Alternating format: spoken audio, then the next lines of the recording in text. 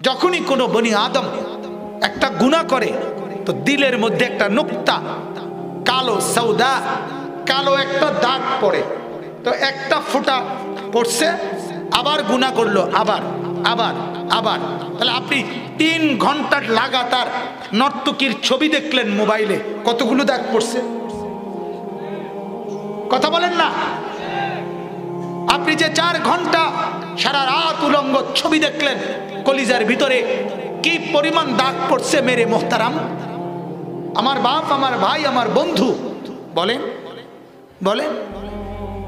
তাইলে এইরকম একটার পর একটা গুনাহ, কালো দাগ পড়তে পড়তে পৃষ্ঠাটা এরকম সাদা ধবধবে ছিল দিল, তো এটাকে কালো দাগ ফেলতে ফেলতে যখন ঢাইকা ফেলে, তো এইবার আর কোনো নেক কথা আসর করে না, আল্লাহর কথা আসর করে না। মোবাইলের মিস কল টের পায়, অথচ এত বড় মসজিদের 3 তালার উপরে লম্বা মিনার, ওইখানকার ছাদে মিনারের উপরে মাইক লাগাইয়া আজান দেয়, কিন্তু নাফরমানের কানে ফজরেও ঢোকে না, জোহরেও ঢোকে না, আসরেও ঢোকে না, মাগরিবেও ঢোকে না, এশার নামাজও ঢোকে না। তোর মতো নিকৃষ্ট নাফরমান এই জমিনে আর হয় না, হয় না বেটা। তোর কলিজা নাই বেটা, তোর কান নাই, তোর চোখ নাই।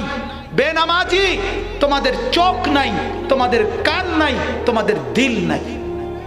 দিল মরে গেছে, কান পচে গেছে, চোখ অন্ধ হয়ে গেছে, অন্ধ হয়ে গেছে। উলঙ্গ ছবি দেখতে দেখতে, নাচ দেখতে দেখতে, জিনার দৃশ্য দেখতে দেখতে, ব্যভিচারের দৃশ্য দেখতে দেখতে, নর্তকীর নাচ দেখতে দেখতে, হারাম খাইতে খাইতে, হারাম রোজগার করতে করতে, সুদ খাইতে খাইতে, ঘুষ খাইতে খাইতে, অবৈধ উপার্জন করতে করতে কলিজা মরে গেছে, মরে গেছে।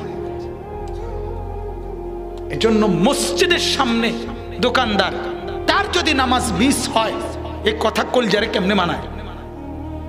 কথা বলে।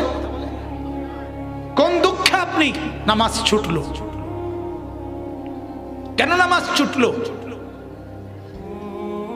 এজন্য বাপ ফিকির করে, ফিকির করে, দিল সাফ বানান। আল্লাহর নবী সাল্লাল্লাহু আলাইহি ওয়াসাল্লাম বলেন, আলা ওয়া ইন্না ফিল জাসাদি লামুদগা ইযা সালাহাত সালাহাল জাসাদু কুল্লু ওয়া ইযা ফাসাদাত ফাসাদাল জাসাদু কুল্লু আলা ওয়া হিয়াল কলব। নবীজি বলেন, আমার উম্মত শোনো, প্রত্যেকটা মানুষের দেহে ভেতরে গোশতের একটা টুকরা আছে। কি আছে বলেন না? কি আছে? তো আল্লাহর নবী বলেন, এটা যদি ঠিক হয় তাহলে পুরা দেহ ঠিক হয়। এটা যখন নষ্ট হয়, পুরা দেহ নষ্ট হয়। আলা ওয়াহিয়াল কলব, শোনো আমার উম্মত, এটা কিন্তু নাম হলো কলব। এটাই দিল, এটাই হার্ট, এটাই হৃদয়, এটাই অন্তর, এটাই দিল, এটাই কলব। এটা যার ঠিক, পুরা দেহ ঠিক। নিশ্চিত মনে রাখেন, আপনারাও বুঝবেন, আমাদের দেহে হাতে, পায়ে, চোখে, নাকে, কানে, জবানে, ঠোঁটে, দাঁতে, জিহ্বায়, যেই অঙ্গ দ্বারা যা কিছু আমরা করে থাকি, যা কিছু আমাদের হয়, সব কিছুর প্ল্যানিং, পরিকল্পনা, প্রথম আকাঙ্ক্ষা করার প্রেরণা দিলের মধ্যে জমা হয়। ঠিকই না বলেন? প্রত্যেকটা জিনিস আমার এখন মনে হইছে, আমি এখন উঠটা বাজারে যাবো, তো এই মনে হইছে, এটা কোনানে মনে হইছে? হাতের মধ্যে না নাকের মধ্যে? দিলের, দিলের মধ্যে। আমার দিলে প্রথম আমার জিন্দেগির সব কিছু জমা হয়, এরপরে বিভিন্ন অঙ্গ প্রত্যঙ্গে সার্কুলার হয়, সরবরাহ হয়, পর চায় সবগুলো অঙ্গ। এই জন্য আল্লাহর নবী বলছেন, এই কলব, এই দিল পুরা দেহের বাদশা। পুরা দেহের কি বলেন না? বাদশা, পুরা শরীরের বাদশা। এই দিল যার সাফ, পরিষ্কার, সেই দিল সারাক্ষণ তখন নেক কাজের জন্য ফুসলায়। সুবহানাল্লাহ। নেক কাজের জন্য প্রেরণা দেয়, নেক কাজের জন্য অনুপ্রেরণা দেয়। কারণ সাদা অন্তর যে, বিশুদ্ধ অন্তর যে, কলবে সালিম, পবিত্র অন্তর, নিরাপদ অন্তর, বিশুদ্ধ অন্তর। মেরে মোহতারাম, আল্লাহ তাআলা কোরআনে স্পষ্ট বলছেন, শুনতেছেন? আল্লাহ তাআলা বলেন, ইয়াউমা লা ইয়ানফাউ মালুন ওয়ালা বানুন, কিয়ামতের দিন হাসরের মাঠে লা ইয়ানফাউ, উপকারে আসবে না, মালুন, কোন সম্পদ, ওয়ালা বানুন, কোন সন্তানাদি, ইল্লা মান আতাল্লাহ বিকলবিন সালিম, শুধু কেবল উপকারে আসবে ওই ব্যক্তি যার অন্তর পবিত্র, নিরাপদ, বিশুদ্ধ, সাদা থপথপে। হ্যাঁ, এটা কোরআনের আয়াত। বিশুদ্ধ অন্তর, গুনাহমুক্ত অন্তর, পবিত্র অন্তর, বিশুদ্ধ দিল, যে দিল, হ্যাঁ, ভারতের এক বুজুর্গ শেখ মোহাম্মদ আহমদ সাহেব রহমতুল্লাহ আলাই 35 বছর দিলের মেহনত করছে আল্লাহওয়ালা বুজুর্গদের সোহবতে থাইকা দিল সাফ করার জন্য। একদিন দিলের মধ্যে অনুভব হয়েছে যে সারাক্ষণ আল্লাহর কথাই মনে হয়, আখিরাতের কথাই মনে হয়, বন্দিগি আর ইবাদত করতেই মনে চায়। তখন হাত তুলে বলছে আল্লাহকে, শুকর হায় দর্দ দিল মুস্তাকিল হো গিয়া, अब तो शायद मेरा दिल भी दिल हो गया। আল্লাহ, আপনার শুকর, আজকে মনে হয় অন্তর আমার আলাদা হয়েছে আখিরাতের জন্য। আজই মনে হয় দিল আমার দিল হয়েছে, অন্তর আমার অন্তর হয়েছে। এটাকে মনে হয় অন্তর এখন, যে অন্তরে আল্লাহকে মনে হয়, রাসূলুল্লাহ সাল্লাল্লাহু আলাইহি ওয়াসাল্লামকে মনে হয়, মদিনার রওজাকে মনে হয়, মক্কার কাবাকে মনে হয়, হারামাইনকে মনে হয়। হায়, হাদিসে আছে, আমার বাপ শুনেন, জোহরের নামাজের ওয়াক্তে মাঝে মাঝে নামাজের ওয়াক্ত হলেই আল্লাহর নবী সাল্লাল্লাহু আলাইহি ওয়াসাল্লাম বলতেন, ইয়া বেলাল কুম আরিহনা বিসসালাহ, ও বেলাল, আরে ওঠো না বেলাল, আজান দিচ্ছ না কেন? আজান দাও জলদি, বহু সময় হয়ে গেছে, মালিকের সেজদা দেই না, জলদি আজান দাও, সেজদা দিয়ে কলিজাটা ঠান্ডা করি। আরিহনা বিসসালাহ, বেচাইন হয়ে যেতেন, বেচাইন, অস্থির হয়ে যেতেন, কখন নামাজ পড়ব, কখন নামাজ পড়ব, বহু সময় হয়েছে সেজদা দেই। সেজদা যখন বান্দা দেয়, বুজুর্গানে দ্বীন বলে, হাদিসের আলোকে, হাদিসের মধ্যে আছে, আল্লাহ নবী সাল্লাল্লাহু আলাইহি ওয়াসাল্লাম বলেন, আকরাবু মা ইয়াকুনুল আবদু মির রাব্বিহি ওয়া হুয়া সাজিদ, একজন ঈমানদার তার মুনিব আল্লাহ তাআলার সবচেয়ে কাছাকাছি, সবচেয়ে ঘনিষ্ঠ হয় কখন? নবীজি বলেন, ওয়া হুয়া সাজিদুন, যখন সে সেজদা করে। বান্দা যখন সেজদা করে আল্লাহর একদম আপন হয়ে যায়। বুজুর্গরা বলে, আমার শায়েখ আল্লামা মুফতি মুশতাকুন নবী সাহেব, যিনি আজকে ইনশাআল্লাহ আসবেন, ওনার মুখে আমি বহুবার শুনছি, উনি বলেন, তখন আল্লাহ তাআলা যেন সেজদা অবস্থায় তার বান্দার পিঠে, মাথায় হাত বুলাইয়া আদর করে দেয়। কাছে চলে আসছে যে, ঘনিষ্ঠ হয়ে গেছে যে, এজন্য মালিক তখন মহব্বতে হাত বুলায়। আল্লাহ তাআলা তখন বলে, আনিস আসছো না, সেজদা করছে, খুশি হল, খুশি হল। সেজদায়, সেজদার মাধ্যমে কোনো কিছু আল্লাহর কাছ থেকে নেওয়া সবচেয়ে সহজ, নির্ভরযোগ্য, নিরাপদ মাধ্যম সেজদা। কি বলে?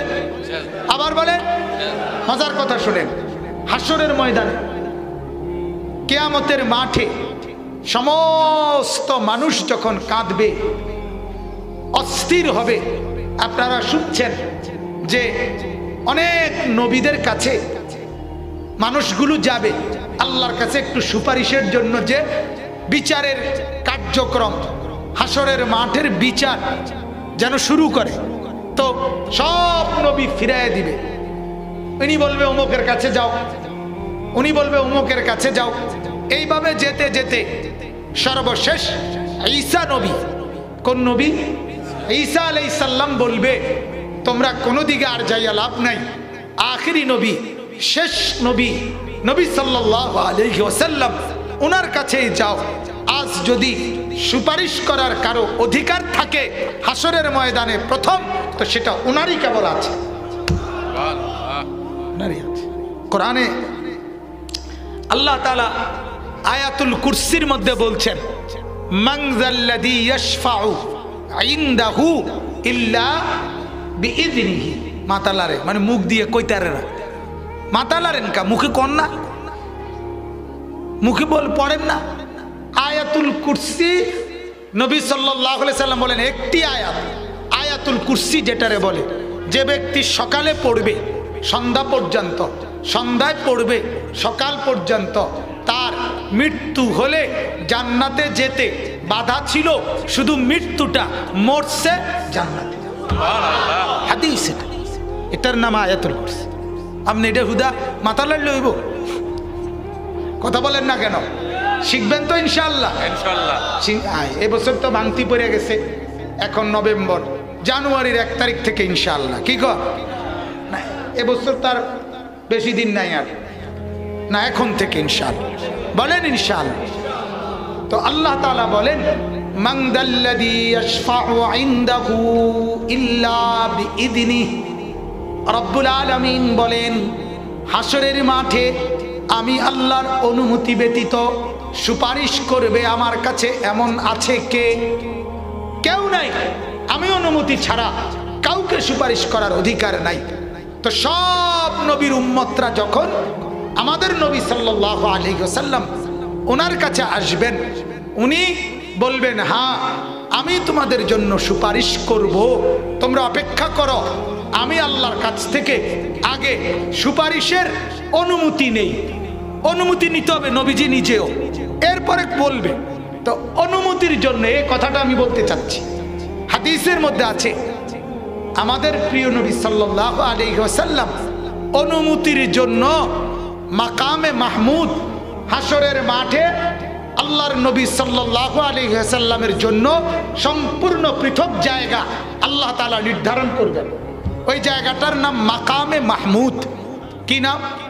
ওই যে আজানের দোয়া পড়ি আমরা, ওয়াবআসহু মাকামাম মাহমুদা নিল্লাযী ওয়া'আদতা। এই যে মাকামে মাহমুদ, এইটা একটা হাসরের মাঠের একটা জায়গা যেখানে আল্লাহ তাআলা শুধু আমাদের নবী সাল্লাল্লাহু আলাইহি ওয়াসাল্লামের জন্য নির্ধারণ করেছেন। তো নবীজি ওই জায়গায় যাবে, গিয়ে এই সুপারিশের অনুমতি চাওয়ার জন্য আল্লাহর নবী আল্লাহ তাআলার কুদরতি কদমে ওই জায়গায় গিয়ে সেজদায় পড়ে যাবে। এই কথাটা বুঝছেন কি না? সেজদা দিবে, সেজদা নবীজি সেজদা দিবে। সেজদা দেওয়ার পর কাঁদতে শুরু করবে, চোখের পানি ফেলবে, আর আল্লাহর প্রশংসায় হামদ, কিছু প্রশংসার বাক্য আল্লাহ তাআলাকে শোনাবে, চোখের পানি ফেলবে, সেজদা দিবে, আর অনুনয় বিনয় করে, কাকুতি মিনতি করে, বিনয়ের সাথে আল্লাহর কাছে এই প্রশংসার বাক্যগুলো বলবে। তখন আল্লাহ তাআলা আরশ আজিম থেকে আল্লাহ তাআলা বলবেন, ও বন্ধু, সেজদা ভি মঞ্জুর, आंसू भी मंजूर, आजिजी भी मंजूर, तवाजु भी मंजूर। ओ बंधु, আপনার সেজদাও আমি গ্রহণ করলাম, চোখের পানিও আমি গ্রহণ করলাম, আপনার বিনয় কাকুতি মিনতি এটাও আমি গ্রহণ করলাম। ইরফা রাসাক, আপনি মাথা উঠান, সাল তুতা, আপনি বলেন আমি দেব, ইশফা তুশাফা, আপনি সুপারিশ করেন, আপনার সুপারিশ আমি গ্রহণ করব।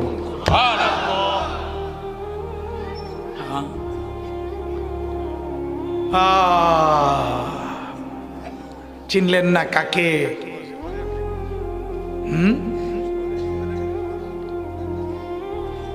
চিনলেন না কাকে? চিনলেন সিনেমার নায়িকাকে, সিনেমার নায়ককে, চিনলেন টেলিভিশন, নাটক, সিনেমা, চিনলেন দুনিয়ার মানুষ, যিনি কাঁদবেন, সেজদা দিবেন, সুপারিশ করবেন,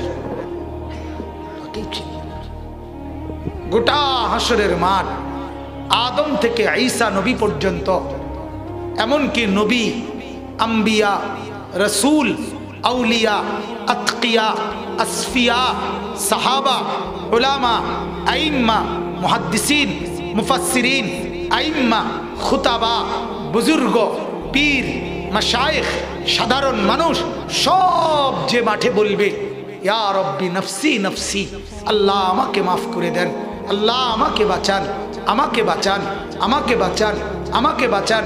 গোটা মাঠ এই একই আওয়াজ, শুধু একজন বলবে ইয়া রব্বি উম্মতি উম্মতি, আল্লাহ উম্মতকে বাঁচান, উম্মতকে বাঁচান, উম্মতকে বাঁচান। তিনি মুহাম্মদুর রাসূলুল্লাহ সাল্লাল্লাহু আলাইহি ওয়াসাল্লাম। বলেন আলহামদুলিল্লাহ। কলিজার সবচেয়ে বেশি আপনজন হওয়া উচিত ছিল তিনি, তো ছেড়ে দিলেন ওনাকে। যখন বিড়ি সিগারেট খান তখন মনে হয় ওনার কথা? হ্যাঁ, তখন মনে হয়। তো যখন টেলিভিশনে, চা দোকানে নর্তকীর নাচ দেখেন, নাচ গান দেখেন, তখন মনে হয় মদিনার এই বন্ধুকে? কথা বলেন না কেন? এই যুবক, যখন উলঙ্গ ছবি দেখো, নাচ দেখো, হিন্দি সিনেমার নায়িকা দেখো, তখন কি মনে হয় মদিনার বন্ধুকে? তাইলে কাকে দেখে, কার কথা ভেবে, কার পিছনে ঘুরে জীবন শেষ করলেন? অথচ আপনি চাইলেও মরতে হবে, না চাইলেও মরতে হবে। আপনি সম্পদশালী হলেও মরতে হবে, আপনি ভিক্ষুক হইলেও মরতে হবে, মোটা তাজা হইলেও মরতে হবে, চিকন হ্যাংলা পাতলা হইলেও মরতে হবে, সুঠাম স্বাস্থ্যবান সুস্থ হইলেও মরতে হবে, অসুস্থ বিমারি হলেও মরতে হবে। নিশ্চিত মৃত্যুবরণ করতেই হবে, হাসরের ময়দানে যেতেই হবে, মিজানের পাল্লায় দাঁড়াইতেই হবে, আমল নামা হাতে নিতেই হবে, ফুল সেরাত পার হতেই হবে। আজকের রাত যেমন সত্য, আজকের দিন যেমন সত্য, এর চাইতে বেশি সত্য সেই কথা। কিন্তু আমার বাপ কেন ভুলে গেল? বলে হ্যাঁ, আল্লাহ তাআলা আমাকেই নসিহত গ্রহণ করার তৌফিক দান করেন। ভাবেন, প্রত্যেকেই ভাবেন, এই ওয়াজ, এই নসিহত, এই ইন্তেজামের মূল মাকসাদ কি? আপনাকে শুধুই কেবল প্রদর্শন, আমরাও বেড়া হইলে আমরার মসজিদ কমিটিও একটা মাহফিল করতে পারে, এটা দেখানো, ঠিক না? এটাই তো মাকসাদ। দেখাই দিলাম বেড়া হইলে একটা মাহফিল করিয়া, না, এটা তো মাকসাদ। মাকসাদ আপনার কলিজায় আখিরাতের ফিকির তৈরি করা, পরকালের ফিকির তৈরি করা।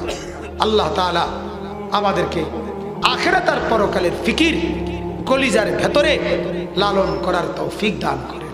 আমি প্রায় কথা বলি, দুনিয়া বুঝাবার লোকের অভাব নাই, আখিরাত বুঝাবের লোক বড় অভাব। বড় অভাব কিনা বলেন না? এখানে যে শিল্পপতিরা, মোশাররফ ভাই পুরা নরসিংদী বুঝাই দিতে পারবো, ঠিক কিনা বলেন না কেন? ওই যে আরেক বেটা ইকবাল ভাই পুরা ঢাকা বুঝাই দিতে পারবো, সুতা কারে কয়, শার্ট খারে কয়, কোম্পানি কিতা বালা বুঝে গুলা। দুনিয়া বুঝাবার লোকের অভাব নাই, কিন্তু আখিরাত বুঝাবার লোকের বড় অভাব। সারাদিন দুনিয়া বুঝাচ্ছে সবাই সবাই সবাই।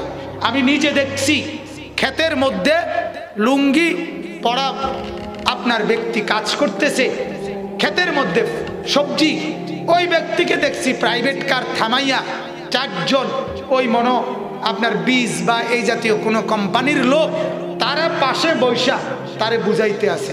তাহলে দুনিয়া ফুলকপি আর ফাতা কফি এইটা বুঝানোর জন্য আপনার লোক চারজন অফিসার, আখিরাত বুঝাবার লোক কই? কই? মা তার সন্তানকে আখিরাতের কথা মনে করায় না, বাবা তার সন্তানকে আখিরাতের কথা মনে করায় না, বড় ভাই ছোট ভাইদেরকে আখিরাতের কথা মনে করায় না, বোন তার ভাই বোনদেরকে আখিরাতের কথা মনে করায় না, চাচা মামা ফুফা খালু এতগুলো মানুষ একজন মানুষের বাবা মা দাদা দাদি নানা নানি চাচা মামা ফুফা খালু ভাই বোন বোন জামাই বড় বোন এতগুলো মানুষ যদি একবার করে দুইবার করে 10 বার করে এই বাচ্চাটাকে আখিরাত আর পরকাল নামাজ আর বন্দিগি কবর আর হাসরের কথা মনে করাইতো খোদার কসম সে এত ভুলতো না। আজ যে পরিমাণ ভুলে গেছে। মুসলমানের ছেলে ফজরের নামাজ কখন পড়ে ভুলেই গেছে। লক্ষ লক্ষ কোটি কোটি মুসলমানের ছেলে ফজরের নামাজ কখন পড়ে ভুলেই গেছে।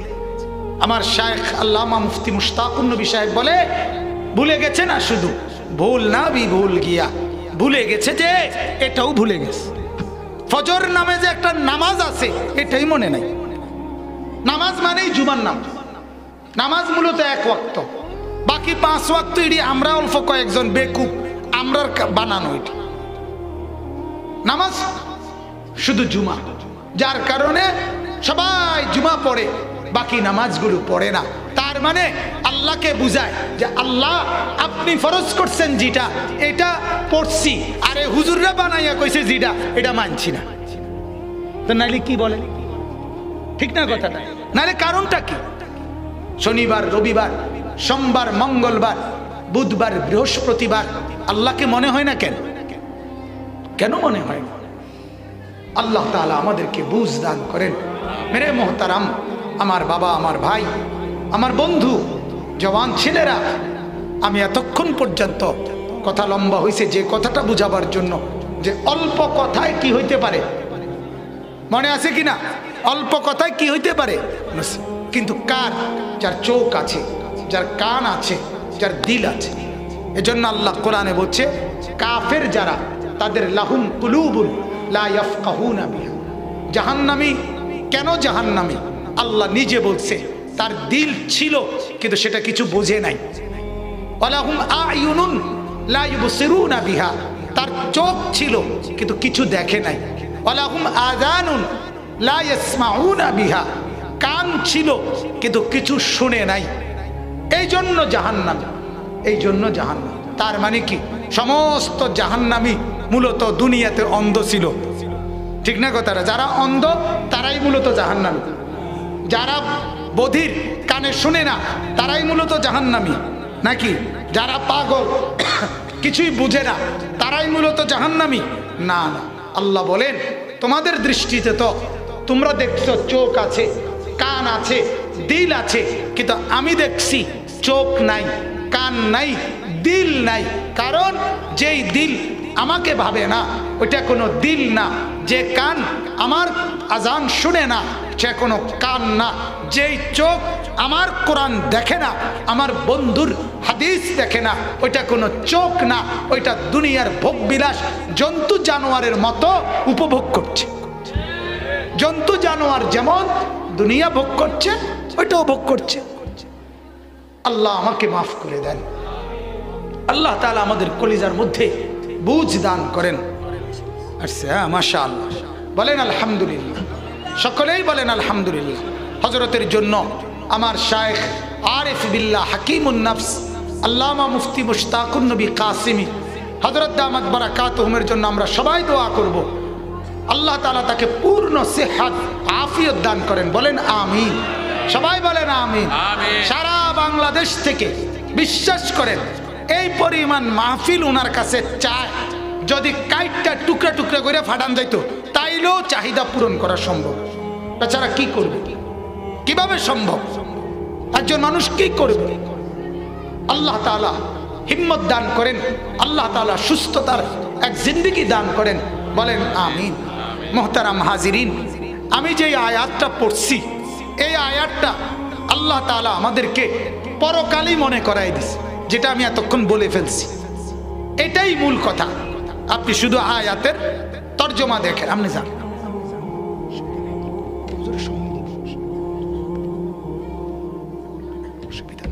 আগে দেখা করে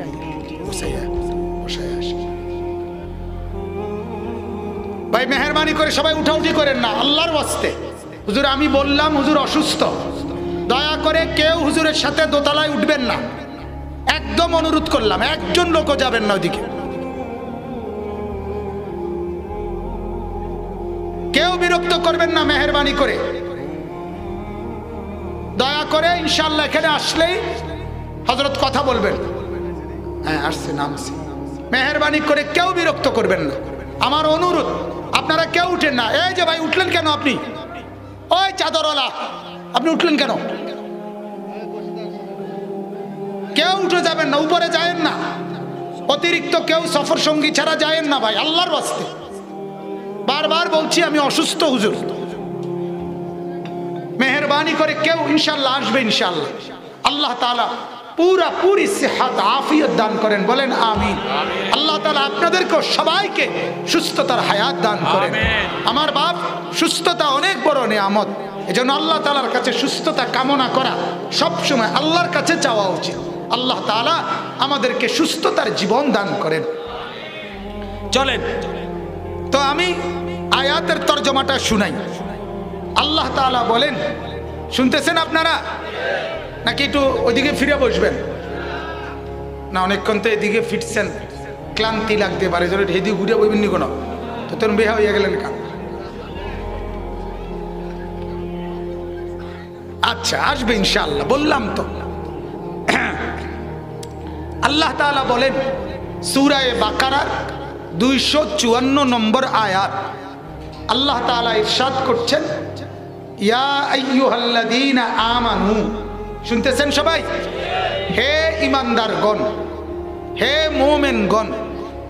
কোরআনুল কারীমে মোট 89 বার, 8 9 89 বার আল্লাহ তাআলা আমরা যারা মুমিন ঈমানদার আলহামদুলিল্লাহ আল্লাহ তাআলা মহব্বত করে 89 বার এই শব্দটা দিয়ে আমাদেরকে ডাক দিয়েছে, ইয়া আইয়ুহাল্লাযীনা আমানু, হে ঈমানদারগণ, হে ঈমানদারগণ, তোমরা যারা আমার উপরে ঈমান এনেছো, তোমরা আমার হয়ে গেলে, এবার আমি তোমাদেরকে ডাক দিলাম।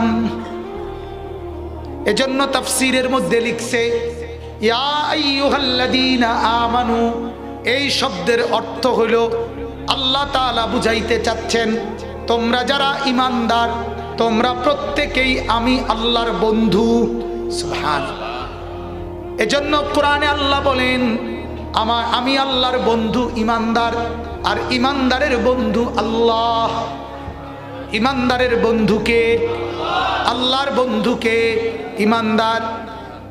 আল্লাহু ওয়ালিউল্লাযীনা আমানু, আল্লাহ তাআলা বলেন আল্লাহ যিনি বন্ধু কাদের? আল্লাযীনা আমানু, যারা ঈমানদার তাদের।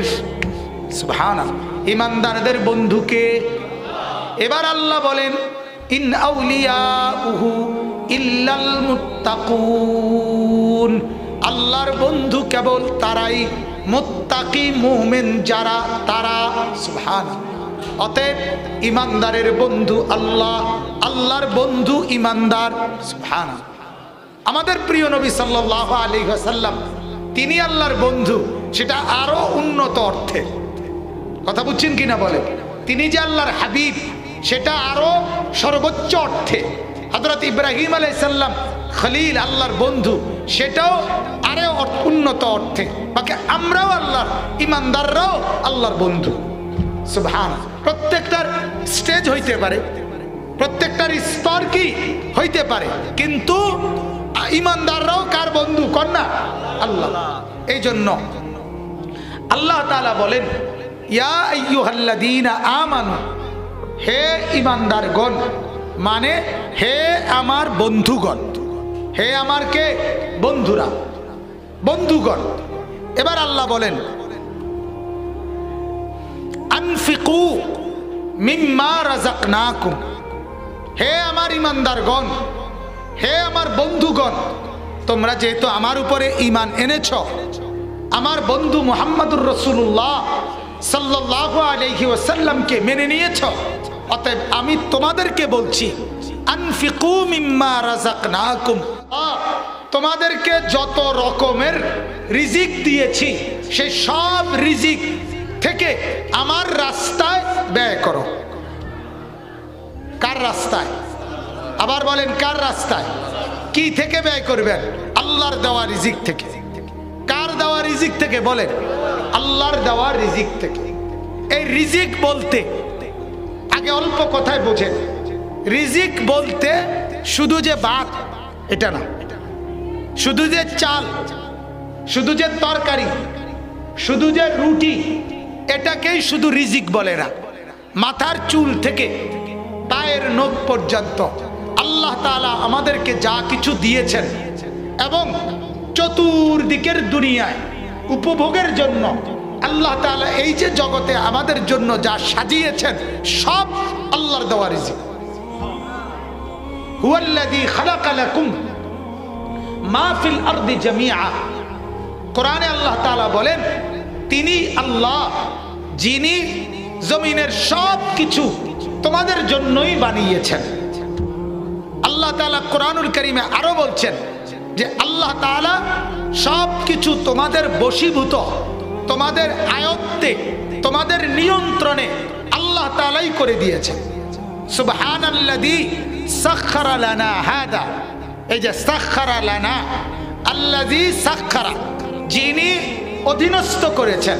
এই যে আপনি শূন্যে বিমানে উঠছেন, এই যে আপনি নদীতে, সাগরে লঞ্চার, স্টিমার আর জাহাজে চড়ছেন, এই যে আপনি রোডে গাড়ি, সিএনজি, প্রাইভেট কার এগুলোকে চড়ছেন, এই যে আপনি শূন্যে চড়তেছেন, এই যে আপনি পানিতে ভ্রমণ করছেন, এই যে আপনি শূন্যে উঠতেছেন, এই যে আপনি দুনিয়া ভোগ করছেন, আলো, বাতাস, রোদ, বৃষ্টি, সকাল, বিকেল, আসমান, জমিন, গ্রহ, নক্ষত্র, চন্দ্র, সূর্য, ক্ষেত, ফসল, জমিন, বাড়ি, বিল্ডিং, স্ত্রী, সন্তান, ছেলে, মেয়ে, পাড়া, পড়োশি, আয়, ব্যয়, রোজগার, ইনকাম, টাকা, পয়সা, ভাত, চাল, রুটি, তরি, তরকারি, যা কিছু আছে রব্বে করিম বলেন, এগুলো আমি আল্লাহ আমার দেওয়া রিজিক তোমাদেরকে দিলাম। সব তোমার জন্য, সব তোমার জন্য। ইয়া ইবনে আদম, হে বনি আদম, হাদিসে কুদসি, খালাকতুল আশিয়া লিআজলিক। আল্লাহ তাআলা বলে, হে বনি আদম, সব কিছু চতুর্দিকের আমি না তোমার জন্য বানাইছি। কার জন্য? ওয়া খালাকতুকা লিআজলি, আর তোমাকে না আমার জন্য বানাইছি।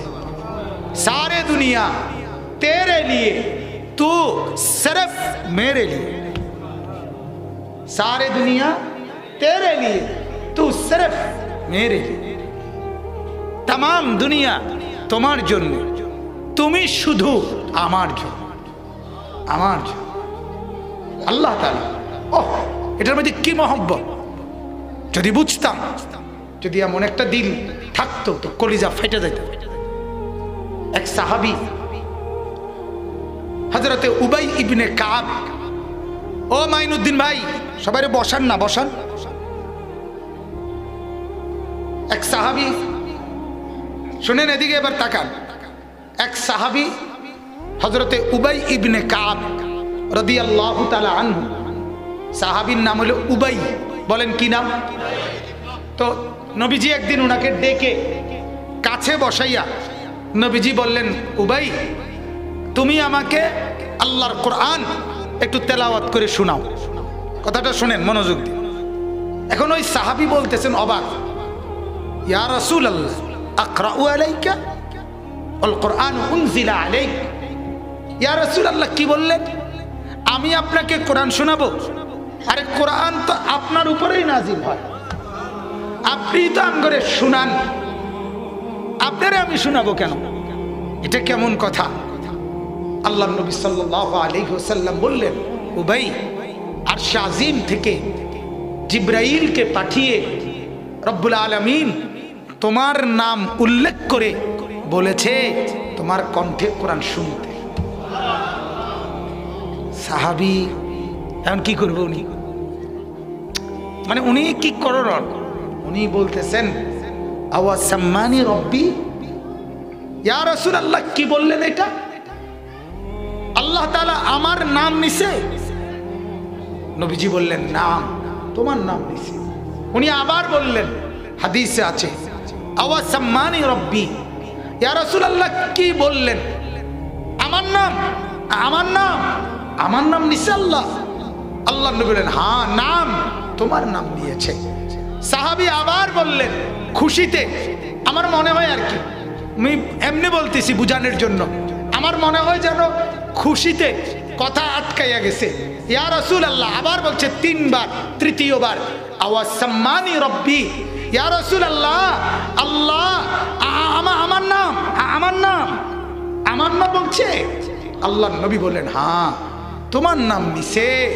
ফাবাকা, হাদিসে স্পষ্ট আছে ওই সাহাবী তখন অঝরে কাঁদতে শুরু করছে আর বলছে, ইয়া রাসূলুল্লাহ আমার জিন্দেগির এর চাইতে বড় পাওয়া আর কি হইতে পারে, আমার মনিব আমার নাম নিছে। আমার মালিক আরশ আজিম থেকে আমার মতো এক নাদান গোলামের নাম নিছে, এর চাইতে বড় প্রাপ্তি আর কি হইতে পারে? দুনিয়ার কোন এমপি সাহেব যদি কারো নাম নেয় আর তাকে যদি আইসা কেউ বলে আজ না এমপি সাহেবের অফিসে তোমার নাম নিছিল, উনি নিজে তোমার কথা জিজ্ঞেস করছে, সে কি পরিমাণ খুশি হবে? পাগল হয়ে যাবে, পাগল হয়ে যাবে খুশিতে। বউরে আইসা ধমক দিবে, ধমক, এক কথাবার্তা আগের মতো করেন না, হিডি নাইন আজকেও এমপি সাহেব আমার নাম লইছে ডাইরেক্ট, আমার নাম, কথা তো ক সহি লাগে না, আইয়া হইতেলাই দেখে বুঝো না, ঠিক কিনা বলেন না? বলবে কিনা? চা দোকানে তো আমার মনে দোয়ানদারের শুধু বাইর করে দিও, বাইরে বেড়া সমস্ত বেড়া ফলাইন ফলাইন টান, আমার নামে বাবু শুধু চা দোকান, মানে অর্থাৎ খুশিতে উনি পারে না, ঠেঙালগি দিয়ে হাঁটে আর কি। সেখানে যদি আর শাজিমের মনিব, গোটা কায়নাতের মনিব আল্লাহ কারোর নাম নেয়, সে কি পরিমাণ খুশি। কিন্তু এর জন্য তো একটা দিল চাই, এটা বুঝার জন্য তো একটা কি দরকার? দিল দরকার, এমন একটা অন্তর। আল্লাহ তাআলা এটাই বললেন, বান্দা শোনো না, এই শুনছো, আমি তোমাকে আমার জন্য বানিয়েছি, তুমি আমার। কি কথা এটা যদি সামনে বলতো কেমন লাগতো? আল্লাহর ওয়ালারা, আউলিয়ারা ঠিকই অনুভব করে, আল্লাহর পেয়ারা বান্দারা নাই তো সারা রাত উঠে কাঁদে কেন? তাহাজ্জুদের নামাজে এমন লম্বা সেজদা দেয় কেন? ওই যে আল্লাহ পাকের ভালোবাসা, মহব্বত, আদর নিজেদের দেহে অনুভব করে, অনুভব করে। কলন্দর হারছে গুয়াত দিদা গুয়াত, বুজুর্গদের কথা হলে এটা। আল্লাহর নেক বান্দারা যখন কিছু বলে তো যেন চোখে দেখে দেখে বলে, দেখে দেখে মজা পায়। আল্লাহর রাসূল হাদিসে আছে, আল্লাহ তাআলা বলছেন হাদিসে কুদসি, শুনতেছেন ছেলেরা, আপনারা শোনেন যুবকরা, আল্লাহ বলছে যে ব্যক্তি মান তারাকাহা মাখাফাতি, যে ব্যক্তি আমি আল্লাহর ভয়ে কোনো ভিন্ন নারী থেকে চোখ ফিরাইয়া নিল, দেখলো না নারীকে, নারীর ছবি, নারীর নাচ, নারীর গান, নর্তকীর সিনেমা, উলঙ্গ ছবি, রাস্তার ভিন মহিলা, আল্লাহ তাআলা বলে যে ভয়, আমার ভয়ে চোখ নামায়া নিল, আল্লাহ তাআলা বলেন আবদালতুহু ঈমানান ইয়াজিদু হালাওয়াতাহু ফি কলবি, আমি আল্লাহ তার অন্তরে এমন ঈমান দিয়ে দেব যেই ঈমানের স্বাদ সে দিলের মধ্যে অনুভব করবে। হাদিস, ঈমানের স্বাদ পাবে, ঈমানের মজা লাগবে। তাহলে কি বুঝা গেল? কি বুঝা গেল? আমার শায়েখ আল্লামা মুফতি মুশতাকুর নবী কাসিমি হযরতকে আমি শুনছি, উনি একবার বলছেন রাস্তায় যখন বের হয় তো বাইর হবার আগে ঘর থেকে আল্লাহর কাছে বলছেন আল্লাহ এখন আমি বের হচ্ছি, আমি এক জায়গায় যাব, তো আল্লাহ রাস্তায় বের হওয়ার পরে আমার এই দুই চোখ যদি রাস্তার বালু আমার চোখে পড়ে তাহলে এটা ক্ষতি কিনা, মুসিবত কিনা? তো হযরত বলেন রাস্তার বালু যদি চোখে পড়ে তাইলে আমার দুনিয়ার ক্ষতি, আর ভিন নারী তার প্রতি যদি আমার নজর পড়ে তাহলে ওইটা আমার আখিরাতের ক্ষতি, ওইটা আমার পরকালের ক্ষতি। অতএব আল্লাহ আপনি আমার চোখকে দুনিয়ার মুসিবত থেকেও বাঁচান, আখিরাতের মুসিবত থেকেও বাঁচান। এ চোখে যেন বালুও না পড়ে, এ চোখে যেন ভিন নারীর প্রতি নজরও যেন না পড়ে। এমনটা হওয়া উচিত, চেষ্টা করা উচিত, চেষ্টা করা উচিত। আল্লাহর ওলিরা, আল্লাহর প্রিয় বান্দারা পারে, আল্লাহ তাআলার মহব্বত অনুভব করে, অনুভব করে। আমরা কিতাবে পড়ছি এই ভারতীয় উপমহাদেশের সর্বশ্রেষ্ঠ একজন বুজুর্গ ছিলেন সৈয়দুত তাইফা হাজী ইমদাদুল্লাহ মুহাজিরে মক্কি রাহমাতুল্লাহ আলাইহি। তিনি আল্লাহর কাছে দোয়া করতেন, আল্লাহ এই জগতের কত মানুষ হাত তুলে আপনার কাছে কত কিছু চায়, আর আমি ইমদাদুল্লাহ হাত তুলে আপনার কাছে আপনাকেই চাই। कोई तुझसे कुछ और कोई कुछ चाहता है, मैं हो तुझसे या रब तलबगारे तेरा। আল্লাহ কেউ এটা চায় ওটা চায়, কেউ ছেলে চায় মেয়ে চায়, বাড়ি চায় গাড়ি চায়, ভিসা চায় পাসপোর্ট চায়, বিদেশ চায় বিল্ডিং চায়, কত কিছু। আল্লাহ मैं हो तुझसे या रब तलबगारे तेरा, আমি আপনার কাছে মাওলা আপনাকেই চাই। কাকে চায়? আল্লাহকে চায়। হযরতে হাসান বসরি রাহমাতুল্লাহ আলাইহি বিশ্ববিখ্যাত বুজুর্গ ছিলেন। 120 জনের চাইতে বেশি সাহাবীকে যিনি সশরীরে দেখছেন। হাসান বসরি তাবিঈ, উনি বলতেন আমাকে আল্লাহ তাআলা যদি হাসরের মাঠে বলে, হাসান তুমি 2 রাকাত নামাজ পড়ার সুযোগ চাও না জান্নাতে যেতে চাও, কোনটা নিবা বলো? হাসান বসরি বলেন খোদার কসম আমি মাওলাকে বলবো, মাওলা আমি 2 রাকাত নামাজ পড়ার জায়গা চাই, জান্নাত না। কেন? জান্নাত তো আমার জন্য, 2 রাকাত নামাজ তো আমার মাওলার জন্য। কি কথা আর কি বুঝো না। আমরা ওনাদের মতো হইতে পারবো না, এই জন্য আমরা কিছুই করব না, এটাই উচিত, ঠিক কিনা? যখন আমি কিছুই করতাম না কাজে উঠতে লাই, এটাই বালা, এটাই নিরাপদ। শুয়ে লাইলাম ঘুমাইয়া লাইলাম, আমাকে বুঝ কিন্তু অনেকটা এরকম এটি কইয়া লাভ আসেনি। আমরা কি আর তাগো মতো হইতার না, আপনি যখন হইতেন ফাটতেন না কাজে আপনি ঘুমে যান, এটাই আপনি এটা তো পারবেন মাশাআল্লাহ, ঘুমটা তো ভালো বুঝছেন। আপনি বন বিড়ি চা দোকানের গপ এটা তো ভালো বুঝছেন মাশাআল্লাহ, এটা তো খুব বোঝেন। হ্যাঁ, ফাকনা ফাকনা আলাপ, পরের বদনাম গীবত শাকায়েত, এগুলো তো খুব বুঝেন। আল্লাহ তাআলা আমাদেরকে মাফ করে দেন। অতএব আমার বাপ, আমার বলার উদ্দেশ্য হলো এটা বড় মহব্বতের কথা। আল্লাহ তাআলা বলেন সারা দুনিয়া বান্দা আমার দেওয়া রিজিক তোমার জন্য, তুমি কেবল আমার জন্য। আমি কার জন্য বলেন? আমরা কার জন্য? আল্লাহ। আর গোটা দুনিয়া কার জন্য? আমার জন্য। তো আল্লাহ তাআলা বলেন,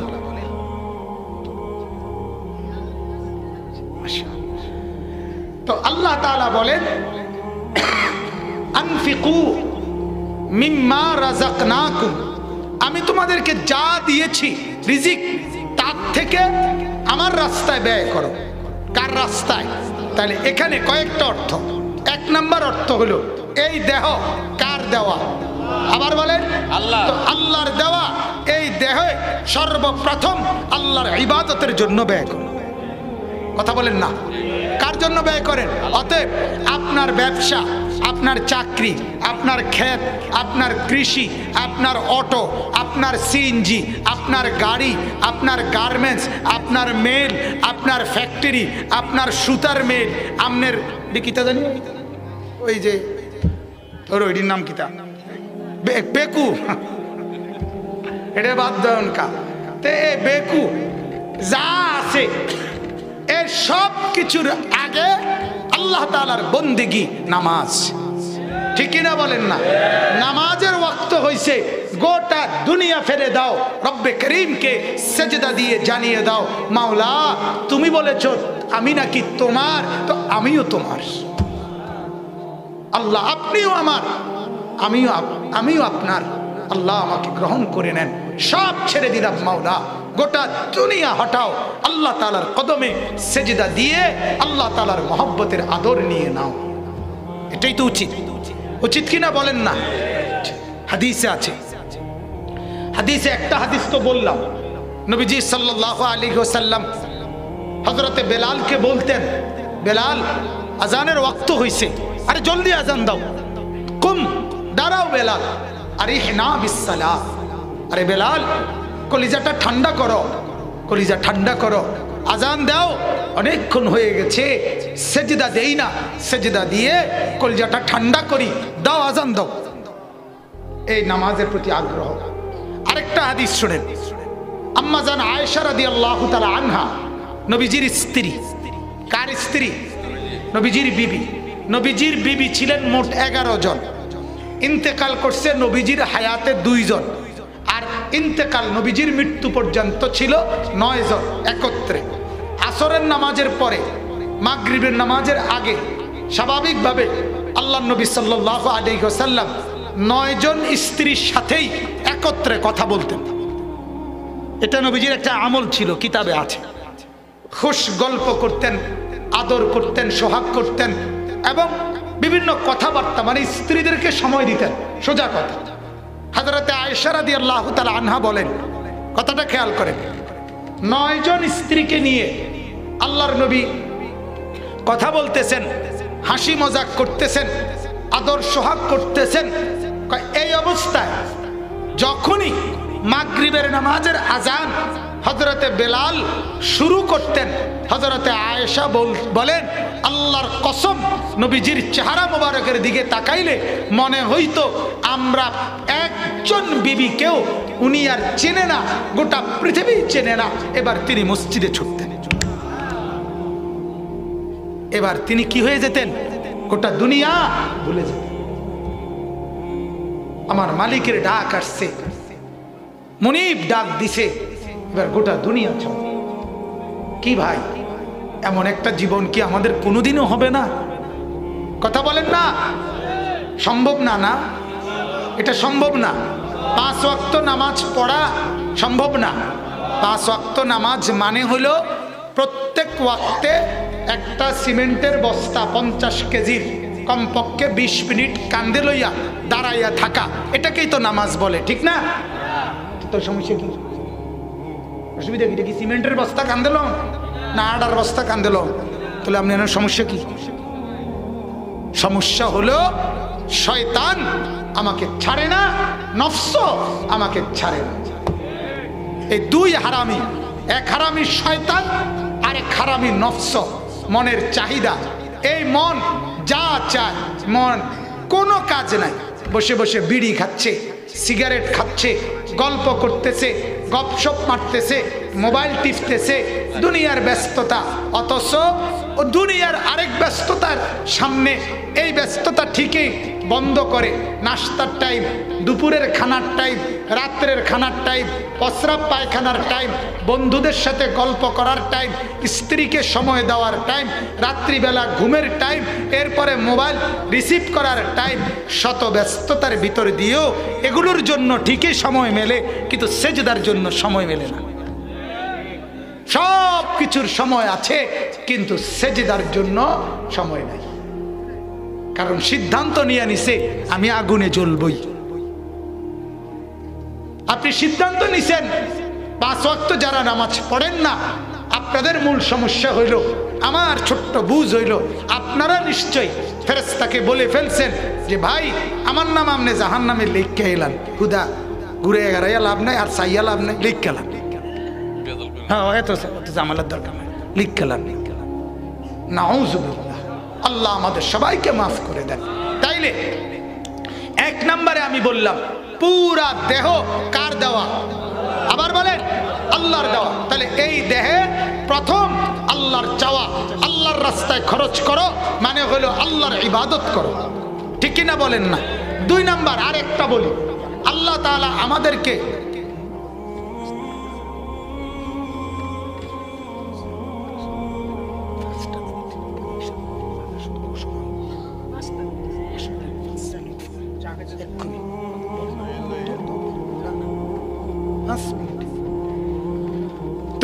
দ্বিতীয় অর্থটা বলি, তাহলে কথা শেষ। দ্বিতীয় অর্থটা লম্বা না। 2 নম্বর কথা হলো, আল্লাহ তাআলা বলেন, বান্দা একদিকে তোমার শরীর, এটা দিয়ে প্রথম আমি চাই আমার ইবাদত। প্রথম কি চাই বলেন না? ইবাদত। 2 নম্বর, আল্লাহ তাআলা উপার্জনের যত কিছু আমাকে দিছে, টাকা পয়সা, ধন সম্পদ, মাল দৌলত, এইটা দ্বারা আল্লাহ চায় আমার রাস্তায় খরচ। কার রাস্তায়? আল্লাহ তাআলা বলেন, এই সম্পদ, এই মাল 1 টাকা হোক 100 কোটি টাকা হোক, আমার দেওয়া। কার দেওয়া? কথা বলেন। যে কোনোভাবে আপনি টাকা রোজগার করেন, তো আল্লাহর জমিনের ভিতর থেকে না বাহিরের থেকে? কথা বলেন না। আসমানের নিচের থেকে না আসমানের উপরের থেকে?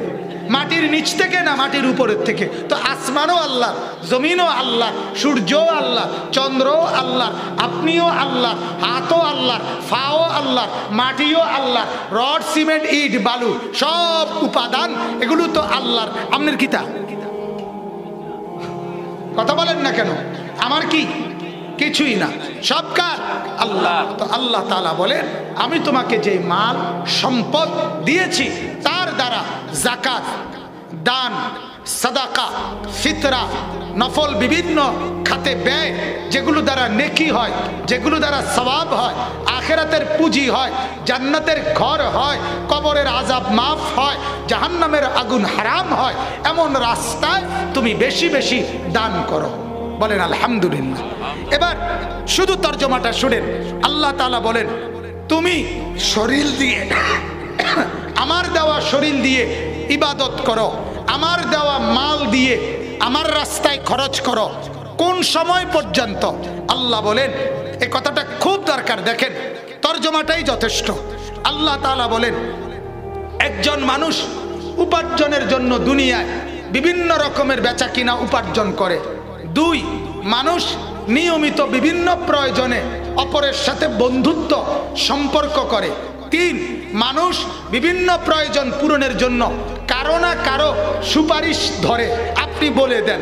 আল্লাহ তাআলা বলেন, মিন কাবলি আন ইয়াতিয়া ইয়াউমুন, আমার বান্দা এই দেহ দিয়ে ইবাদত করো, এই মাল দিয়ে দান করো, ওই সময়, ওই মাঠ, ওই দিন, ওই হাসরের ময়দান আসবার আগে, যেই দিন লা বাইউন, কোনো বেচা কিনা উপার্জন থাকবে না, ওয়ালা খুল্লাতুন, কোনো বন্ধুত্ব মহব্বত থাকবে না, ওয়ালা শাফাআতুন, কোনো সুপারিশ কারো থাকবে না। আচ্ছা, কি সুন্দর কথা, চিন্তা করছেন? যেদিন কোনো উপার্জনের মাধ্যম থাকবে না, যেদিন কোনো বন্ধু বান্ধব থাকবে না, যেদিন কোনো কারো তোমার পক্ষে একজন মানুষ আরেকজন তোমার পক্ষে সুপারিশ করে দিবে, এরকম কেউ থাকবে না। আল্লাহ বলেন, এমন একটা কঠিন হাসরের মাঠ, যেদিন কেউ নাই, ডানে বামে কেউ নাই, তুমি একাই একা, একাই একা, একাই একা। সেই ভীষণ হাসরের ময়দানে যাওয়ার আগেই এখন এই দেহ দিয়ে, আমার দেওয়া দেহ ইবাদত করো, আমার দেওয়া মাল আল্লাহর রাস্তায় খরচ করো। ওয়াল কাফিরুনা হুমুজ জালিমুন, আল্লাহ বলে, যারা নাফরমান, যারা পাপী, যারা অবাধ্য, যারা আমার কথা শুনলো না, শরীর দিয়ে বন্দিগি করলো না, মাল দিয়ে আল্লাহর রাস্তায় খরচ করলো না, আল্লাহ বলেন তারাই হলো জালেম, জালেম, জালেম, জালেম। এবার আপনি আপনার পরিচয় ঠিক করেন, আপনি কি জালেম নাকি মুমিন? কথা বলেন না। আমরা কি হতে চাই? মুমিন হতে চাই না জালেম হতে চাই? আল্লাহ তাআলা আমাদেরকে তৌফিক দান করেন, বলেন আমিন। মোহতারাম হাজিরিন, কোরআনুল কারীমের সূরা বাকারার 254 নম্বর এই আয়াত আমি সংক্ষেপে আপনাদেরকে এটাই বুঝাইলাম। এই দেহে ইবাদত করেন, মাল আর সম্পদ আল্লাহর রাস্তায় দান করেন। বলেন আলহামদুলিল্লাহ।